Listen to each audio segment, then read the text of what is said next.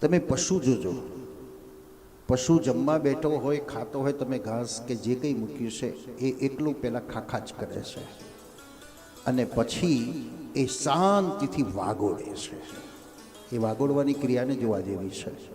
આંખ બંધ કરીને જાણે એક રસ બનતો હોય અને રસની અનુભૂતિ ન કરતો હોય તો એકવાર એ ખાય છે ખરો, પણ એમાં મન છે કે નહીં ખબર નહીં, પણ પછી એ મન પરોવીને એને વાગોડીને રસ પ્રાપ્ત કરે છે.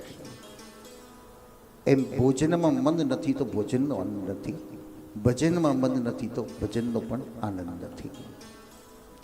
તો સત્યમાં ચિત્તને પરોવો તો આનંદ મળશે. હવે આનંદ આવ્યા પછી દુઃખ છે. 5 કરોડ મર્યા તો ખરા, પણ પછી સાચવવાનું કેવું દુઃખ આવે છે. ચોર ઉપરથી આવશે કે નીચેથી આવશે, આગળથી આવશે કે પાછળથી આવશે. 5 કિલો સોનું છે પણ અત્યારે પહેરી નીકળવું હોય તો ભય છે. તો એ દુઃખમાંથી દૂર કરી શકે. અહીં પાછું એવો ચમત્કાર ન કરે કે 5 કિલો સોનું પહેરીને ભગવાનનું નામ લઈને નીકળી જોઈએ એટલે મારું સોનું બચી જાય. એવો ચમત્કાર કે એવી અંધશ્રદ્ધા ના આવી શકે. અહીં કોઈ લૌકિક વાત નથી, પણ અલૌકિકની વાત 100% છે. 3 પ્રકારના દુઃખમાંથી દૂર કરી શકે: દેહના દુઃખમાંથી, ઈશ્વરીય દુઃખમાંથી અને ભવિષ્યના કોપમાંથી. ગામડાની કહેવત કે છે, સુડીનો ઘાસ સોએ સડી જાય. થવાનું હતું, ભગવત કૃપાથી ભગવત સ્મરણ થઈ ગયું તો સામાન્યમાં પતી ગયું. તો એવો કોણ છે 3 પ્રકારના દુઃખમાંથી દૂર કરી શકે? તો ભગવાન. તેથી તાપત્રય વિનાશાય શ્રી કૃષ્ણાય વયમ નમઃ. એવા કૃષ્ણને હું વંદન કરું છું. હવે જેણે જેને પોતાનો ભગવાન માન્યો છે કેમ કહી શકે કે મારો ભગવાન મારું કલ્યાણ કરશે, મારો ભગવાન મારું રક્ષણ કરશે, મારો ભગવાન મારું બધું જ કામ કરે છે. તો અમે બધા જ આપણા બધાના જ ભગવાન છે, તો અમે એવા ભગવાનને વંદન કરીએ છીએ. સુતાખ્યાહી કથાસારમ મમ કર્ણ રસાયણ. આ શુકદેવની કથા કેવી છે? તો રસાયણ બતાવ્યું છે. ઔષધિ દોષે દત્તાદ ગુણાદ ભવત્સદાત.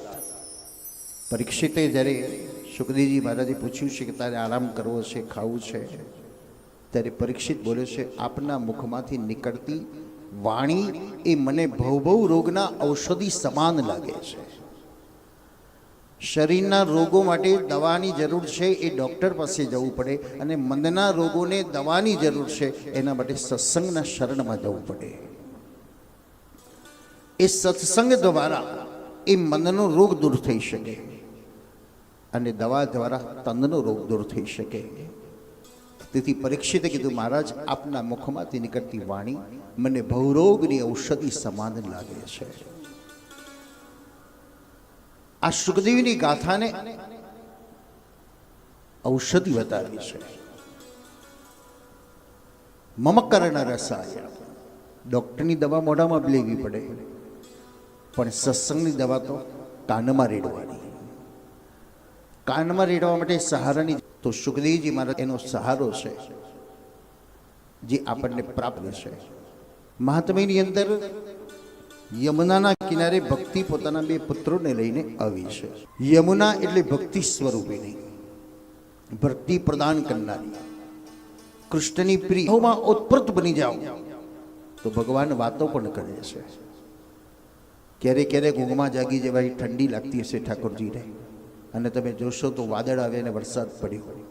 ક્યારેક ઊંઘમાં તમને એવું લાગે કે ઠાકોરજીને ઠંડી લાગતી હશે, ગરમી લાગતી હશે, વાદળો આવી ગયા છે અને ઠંડીના દિવસોમાં પણ ગરમી લાગે છે, તો ઠાકોરજી તમને જગાડે છે. આ એક ઈશ્વરની સાથેની એક અનુભૂતિ છે, એક પ્રેમનો એક લગાવ, કારણ એમાં તમે ઈશ્વરની અનુભૂતિ કરી રહ્યા છો. તેથી પુષ્ટિભાવ એ છે કે તમે એ લાલન સ્વરૂપમાં તમે પરમાત્માની અનુભૂતિ કરાવો. બાકી બ્રહ્મ કોઈ દિવસ જમે ખરો? બ્રહ્મ સૂઈ જાય ખરો? અને જો ભગવાન સૂઈ જાય તો આપણે બધા જાગીએ ખરા? આપણને જમાડનારો એ છે, અને આપણે શું જમાડી શકીએ? એ વિદ્વત્તાની વાત છે, એ વેદાંતની બ્રહ્મની વાત છે. પણ સામાન્ય બેઝિકલી ભક્તિના માર્ગમાં ચડાવવા માટે, આપણને એક અનુભૂતિ કરાવવા માટે તમે ઈશ્વરનું સાનિધ્ય કેવી રીતે પ્રાપ્ત થઈ શકે, ઈશ્વરમય કેવી રીતે બની શકાય અને ઈશ્વરની અનુભૂતિ કેવી રીતે થઈ શકે, એ સેવા પ્રકારે એક પ્રણાલી આપણને આપી છે.